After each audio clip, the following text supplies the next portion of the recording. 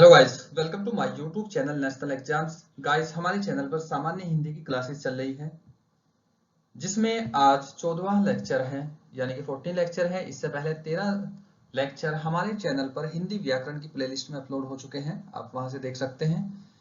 इसके अलावा हमारे चैनल पर रीजनिंग की क्लासेस चल रही हैं, जो बिल्कुल बेसिक से एडवांस लेवल तक चलेगी, और साथ ही साथ हमारे चैनल पर जीएस चल रही है, और इसमें हिंदी लेटर राइटिंग की क्लासेस पूरी हो चुके हैं, वो कक्षाएं पूरी हो चुके हैं। आप हमारे चैनल पर हिंदी लेटर राइटिंग की प्लेलिस्ट में जाकर देख सकते हैं, और हिंदी प्रेसी राइटिंग यानी कि संक्षेपण और सारांश की भी क्लासेस पूरी हो चुकी है, वो भी देख सकते हैं।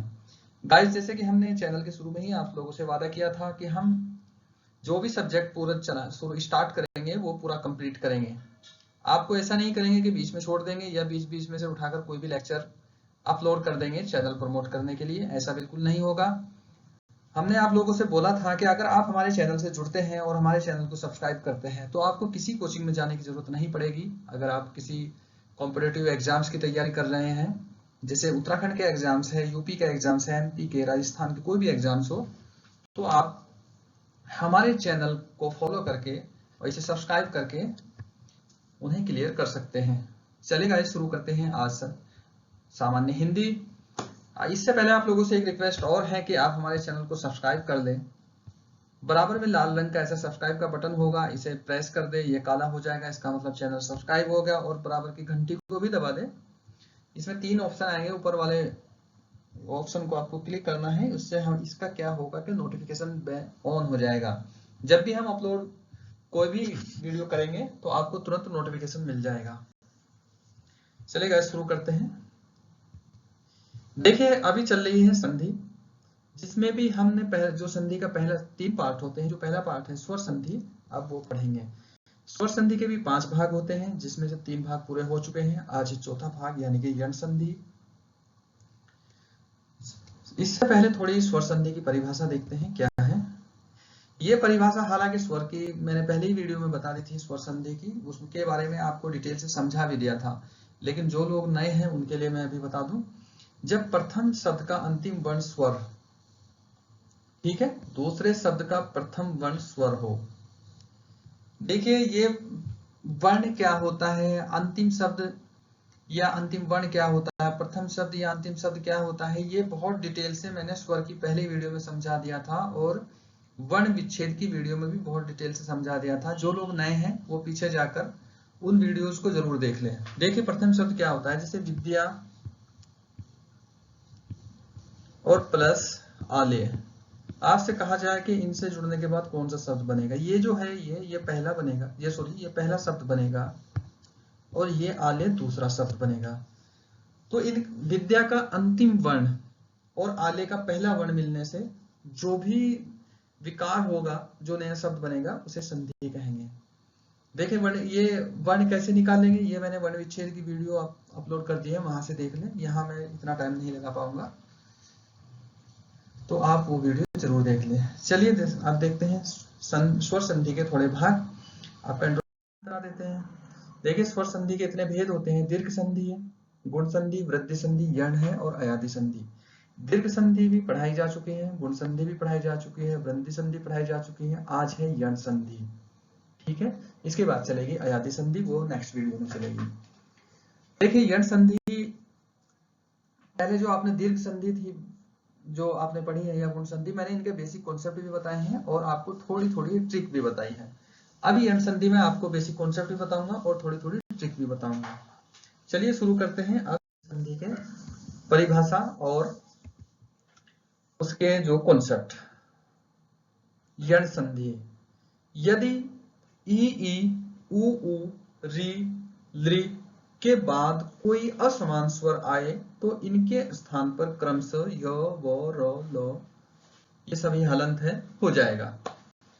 तो आप लोग समझ रहे होंगे, या जो लोग बिल्कुल नए हैं उन्हें लग रहा होगा कि ये ऐसे ही रटना पड़ेगा, ये बेसिक है, ये आपको रटना नहीं, ये आपको समझना पड़ेगा। मैं भी आपको बताऊंगा। जैसे पिछली वीडियो में हमने सभी रूल जो भी उसमें डेफिनेशन दी थी उसे हमने भाग में डिवाइड किया था, नियम में डिवाइड किया था। यहाँ भी देखते हैं, ई का पहला नियम हो सकता है, रूल हो सकता है, उ का दूसरा रूल बनाएंगे हम, री का तीसरा बनाएंगे और लृ का चौथा बनाएंगे। देखिए ये जो लिरी है, लिरी बोलते हैं इसे, ये संस्कृत में आता है, ये कभी कभी हिंदी में आ जाता है, यहाँ इसका हिंदी में इतना यूज नहीं होता है, बहुत कम होता है, लेकिन कभी हो सकता है कभी आ जाए फ्यूचर में, तो इसलिए मैं थोड़ा यहाँ बताऊंगा इसे। अब इनका पहला रूल देखते हैं। पहले लिखा हुआ कि यदि ई ई उ उ री ली के बाद कोई असमान स्वर आए, इसका मतलब ये होगा कि किसी भी शब्द, प्रथम शब्द का अंतिम वर्ण इनमें से कोई एक हो और उसके बाद कोई असमान स्वर आए, यानी कि इनके अलावा कोई भी आए, उसे उसके बाद क्या होगा कि इनके स्थान पर य हलंत, व हलंत, र हलंत और ल हलंत ये हो जाएगा। अब आप इसे हो सके कम समझो, ऐसे समझेंगे, जैसे मान लो कि अभी ई है, ई, ये ई है, ठीक है।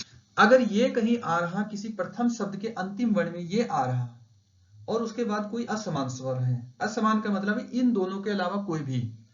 मैंने पहले स्वर की वीडियो में बताया था कि स्वर 11 प्रकार के होते हैं, अगर दो ये हैं तो इसके अलावा कितने बचे? 9 में से कोई भी हो, तो इनके स्थान पर क्या हो जाएगा? य हलंत हो जाएगा, जो हमने यहां लिखा है, ठीक है। और अगर उ हो कहीं प्रथम शब्द का अंतिम वर्ण, मैंने अभी शब्द वर्ण क्या होते हैं मैंने फिर कहूंगा कि पिछली वीडियो आप देख रहे तब समझ में आएगा। उ या उ हो, उसके बाद कोई असमान स्वर हो, यानी कि इनके अलावा कोई भी स्वर हो, तो इसके स्थान पर क्या हो जाएगा? सॉरी, व हो जाएगा, ये मैंने यह लिख दिया, व हो जाएगा। तो वहां क्या होगा? व हलंत हो जाएगा। ये हलंत का ध्यान रखना है आपको, हलंत का मतलब होता है आधा। और इसके बाद यदि री हो, प्रथम शब्द का अंतिम वर्ण री हो, तो उसके बाद क्या हो जाएगा? और बाद का कोई असमान स्वर हो तो ये क्या हो जाएगा? र हो जाएगा, हलंत हो जाएगा। उसके बाद अगर ली हो और इसके बाद कोई असमान स्वर हो तो ली का क्या हो जाएगा? ल हलंत हो जाएगा। तो आपको ऐसे ये ध्यान रखना है, ये रूल है। और ये छोटा छोटा है, आप इसे याद कर सकते हैं, कोई बहुत बड़ी बात नहीं है। आप इसका कोई भी अपनी तरफ से ट्रिक बना सकते हैं, जैसे पहले वाले के अगर आप इसकी ट्रिक बनाओगे, इधर इधर ऋषि लगातार घूमता है, तो इधर का आप लिख लोगे इधर उधर ऋषि लगातार घूमता है, और नीचे लिखोगे यहां वहां रहने वाला ऐसे ही घूमता है। तो आप ई के नीचे य कर दोगे, उ के नीचे व कर दोगे, और र के नीचे री के नीचे ल कर दोगे, लरी के नीचे ल कर दोगे। मेरे हिसाब से आपको कोई ट्रिक को रटने के बजाय आप इन्हें रट ले। केवल 4 ये टेबल है, 4 कॉलम है इसमें, 1 2 3 4, इन्हें सीधा सीधा रट लो, आपका आ जाएगा। ई के बाद कोई असमान आए, ई के अलावा कोई भी आए तो यह हलंत हो जाएगा इनका। उ के बाद कोई आए असमान तो वह हलंत, री के बाद ये हो जाएगा। अब देखिए ये 4 रूल बनते हैं। अब इनके एक एक करके हम इनके कुछ एग्जाम्पल पढ़ेंगे और इन्हें देखते चलेंगे, ठीक है। देखिए रूल है पहला, ठीक। इसमें क्या था कि ई के बाद, यानी कि प्रथम शब्द का अंतिम वर्ण ई हो, यानी कि ई या ई हो, ठीक है। और दूसरे शब्द का पहला वर्ण कोई भी असमान हो, असमान, यानी कि इनके अलावा कोई भी हो। मान लो कि अ है, अ हो गया, तो अगर ये अ है तो, या मान लो आ है, ठीक है, आ है, ये असमान है, ई तो नहीं है, ये जो आ है ये ई नहीं है, तो इसके बाद हमने पिछले रूल क्या देखा था? ई का क्या हो जाएगा? यो हलंत, हलंत हो जाएगा, प्लस आ हो जाएगा। अब आप अगर इसे जोड़ोगे तो क्या हो जाएगा? या बन जाएगा ये, ठीक है, इससे या बनेगा। आपको ऐसे देखना है। अगर ई के बाद फिर कोई असमान, मान लो कि अगर ई के बाद ये ई है, या इसके बाद ये बड़ी ई है, इन दोनों में से कोई एक हो, इसके बाद क्या हुआ? ये हुआ यहां, अभी मान लो कि यह क्या है यहां? ओ, ठीक है, ओ हुआ, तो इसे क्या करोगे? यो तो ई का क्या हो जाएगा? यो हलंत हो जाएगा, प्लस ओ क्या आ जाएगा? यहां आएगा ओ आएगा, तो तब ये इसका मिलके क्या होगा? यह हलंत है तो ओ की मात्रा लगेगी, तो ये क्या बनेगा? यो, ठीक है, ऐसे बनेगा। अब इसके कुछ एग्जाम्पल देखते हैं। आपको ये याद रखना है कि ई या ई हो, इसके बाद कोई भी इनके अलावा स्वर आए तो इनका जगह क्या हो जाएगा? यो हलंत हो जाएगा। और उसके बाद जो स्वर होगा, ये वाला जो भी हो, यहाँ ऊ हो सकता है, ये ऊ हो सकता है, और ई हो, सॉरी ई तो नहीं होगा, छोटा ऊ हो सकता है, औ हो सकता है, कोई भी हो सकता है समान स्वर, तो वो इन पे मात्रा लग जाएगी। अब चलिए इसकी एग्जाम्पल देखते हैं कुछ।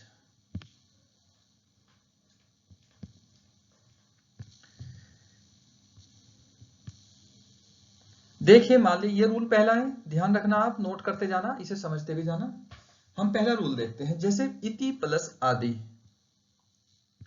ये संधि याद करने में भी आसान रहेगा। इति प्लस आदि मैं एक एक बहुत डिटेल से बताऊंगा, कुछ आपको शब्द दूंगा, उनके आपको प्रैक्टिस करनी है।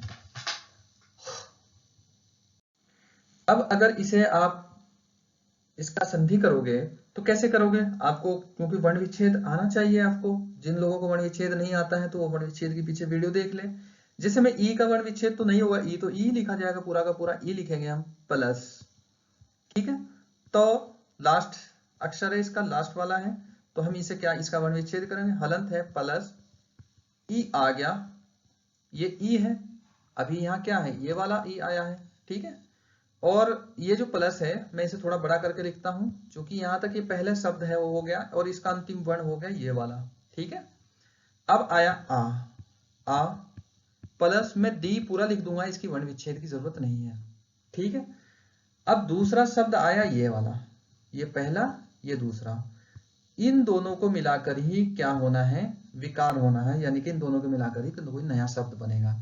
रूल क्या था कि ई या ई के बाद असमान स्वर आए तो ई का क्या बन जाएगा, य हलंत बन जाएगा, और आ उसके बाद आ जाएगा। जैसे ई का हम बनाएंगे अभी क्या, य हलंत, ठीक है, और यहां प्लस लिखेंगे, ये आ लिख देते हैं दोनों, ठीक है।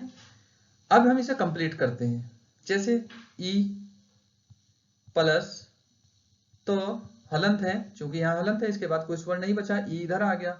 अब यहाँ प्लस करेंगे और प्लस यहाँ इसे कर देंगे हम दी, ये एक शब्द बन गया। देखिए ई त हलंत य हलंत आ दी। तो आप इसे कैसे करोगे, आप इसे अगर लिखोगे जब, तो ऐसे भी लिख सकते हो, मैं इधर लिख रहा हूं, यहां ई लिखोगे, ठीक है। तो यहाँ हलंत है, यहां देखना, आप ध्यान देना, तो हलंत है, इसके बाद कोई स्वर नहीं है, तो इसका हलंत का मतलब क्या होता है, आधा, तो आप इसे यहाँ आधा लिखोगे। अब यह हलंत है, लेकिन इसके बाद आ स्वर है, यह आ, तो यह आ की मात्रा आ जाएगी या, और दी यहां है, तो आप कैसे करोगे, इसे क्या लिखोगे, इसे इत्यादि, इत्यादि ऐसे बनेगा, आपको ऐसे करना है, ये इकट्ठा करना है, मैंने इसको बेसिक बताया है, और सभी वर्ड आपको ऐसे करना है।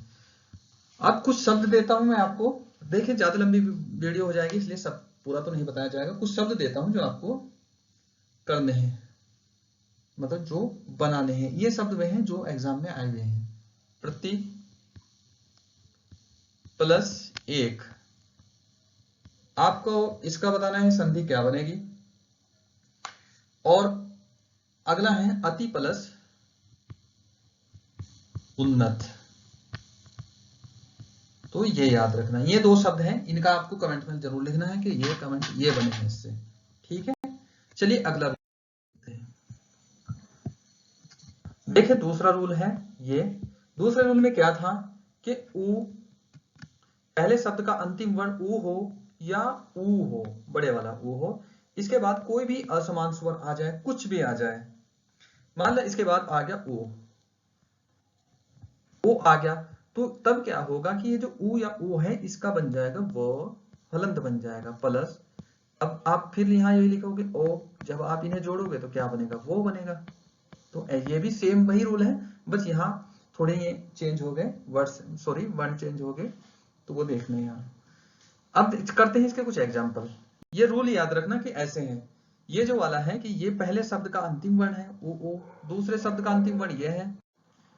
चलिए अब देखते हैं इसका कोई एक एग्जाम्पल, जैसे देखते हैं, बहुत कई बार एग्जाम में आया है, सु प्लस,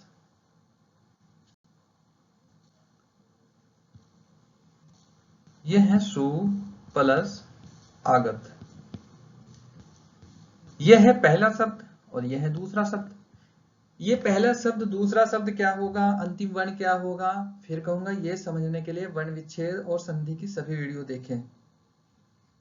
कभी लोग, अब बाद में आप लोग कमेंट करेंगे कि आपके ये समझ में नहीं आया, वो नहीं आया, ये तभी होगा। अब इसका हम वर्ण विच्छेद करते हैं, सु है अकेला है, तो इसमें 100 क्या लिखेंगे, हलंत लिखेंगे, प्लस ऊ है, छोटे वाला ऊ है, ये वाला है कि ये पूरा एक शब्द है, और इसे हम क्या करते हैं, शब्द नहीं, ये अभी अक्षर है, तो हम बड़े वाला ये स्वागत यहाँ प्लस ऐसे कर देते हैं, ये वाला, ठीक है। आ लिखते हैं यहाँ, आ प्लस ये गत मैं पूरा लिख देता हूँ, इसकी जरूरत नहीं है। तो जब ऊ है यहाँ, इसके बाद असमान है, ये वाला असमान है, यानी कि ऊ या ऊ नहीं है बिल्कुल भी, तो ये कैसे होगा, इस वाले का स हलंत प्लस ये वाला ऊ है, इसका क्या बन जाएगा, वो हलंत बन जाएगा, वो हलंत बन जाएगा, प्लस आ यहाँ आएगा, प्लस गत आप यहाँ लिखोगे। अब इसे इकट्ठा करते हैं, जैसे स हलंत है, इसके बाद कोई स्वर्ण नहीं है, तो स आधा लिखेंगे हम, स वह हलंत है लेकिन बाद में आ है, तो स्वा आ जाएगा, वाह आ जाएगा, गत हम पूरा लिख देंगे यहाँ, तो ये बन जाएगा स्वागत। ये ऐसे बनेगा, आपको ऐसे करना है। कुछ शब्द देता हूं जो आपको करने हैं। देखिए पहला शब्द है इसमें क्या, ये कई बार एग्जाम में आया हुआ है, सु प्लस आस्ती।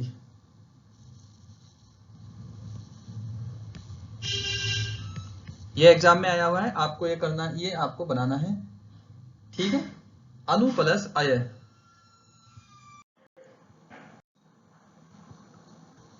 तो इसे देख ले आप यहां, अनु, ये दोनों एग्जाम में कई बार आए गए हैं, तो इन्हें आप बनाना और कमेंट में जरूर लिखना, अनु प्लस अय। तो ये इनके आपको शब्द बनाने हैं, अनु प्लस अय, इनका आपको बनाना है। तो ये मुझे आशा है कि आप लोग समझ गए होंगे। चलिए अगला देखते हैं, तीसरा।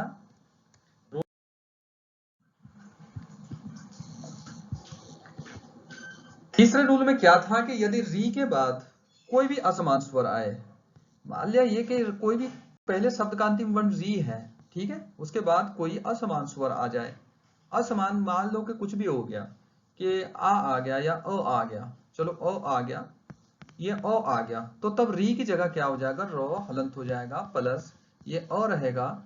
जब ये दोनों को आप जोड़ोगे तो र पूरा बनेगा यहाँ, इसे आपको ध्यान रखना है। ये तो होगा पहले शब्द का अंतिम वर्ण और ये दूसरे शब्द का पहला वर्ण। इसका एग्जाम्पल देखते हैं।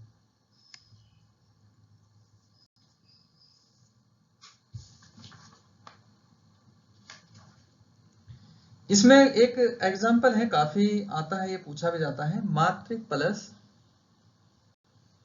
ये पूछा गया है उत्तराखंड के किसी एग्जाम में, पित्रा, पितृ